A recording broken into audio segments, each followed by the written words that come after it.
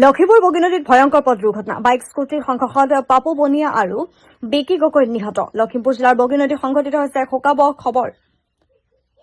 বগীনদীত সংঘটিত হৈছে এক ভয়ংকৰ পথ দুৰ্ঘটনা ঘটনাৰ খবৰ অনুসৰি শনিবাৰে সন্ধিয়া বগীনদী অঞ্চলত সংঘটিত হয় ভয়ংকৰ পথ দুৰ্ঘটনাটো য'ত নেকি দুজনকৈ যুৱক থিতাতে নিহত হয় নিহত যুৱকজন দুইজন কমে পাপু বনিয়া আৰু বিকি গগৈ বুলি চিনাক্ত কৰা হৈছে দুইজন বগীনদী অঞ্চলৰ বাসিন্দা আছিল প্ৰত্যক্ষদৰ্শীৰ মতে এখন বাইক আৰু স্কুটিৰ মাজত মুখামুখি সংঘৰ্ষ হয় স্থানীয় ৰাইজে জনোৱা মতে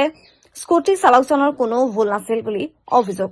বিপৰীত দিশৰ পৰা অহা বাইকখন গতিবেগ অত্যন্ত বেছি আছিল আৰু যাৰ ফলত নিয়ন্ত্ৰণ হেৰুৱাই বাইকখনে পোনে পোনে স্কুটিখনত খুন্দা মাৰে সংঘৰ্ষত প্ৰচণ্ডতাত দুয়োখন বাহন ছিন্ন বিচ্ছিন্ন হৈ পৰে আৰু দুয়োজন যুৱক ঘটনাস্থলীতে থিতাতে মৃত্যু হয় আৰক্ষীৰ ঘটনাস্থলীত উপস্থিত হৈ মৃতদেহ দুটা উদ্ধাৰ কৰি মৰণোত্তৰ পৰীক্ষাৰ বাবে প্ৰেৰণ কৰিছে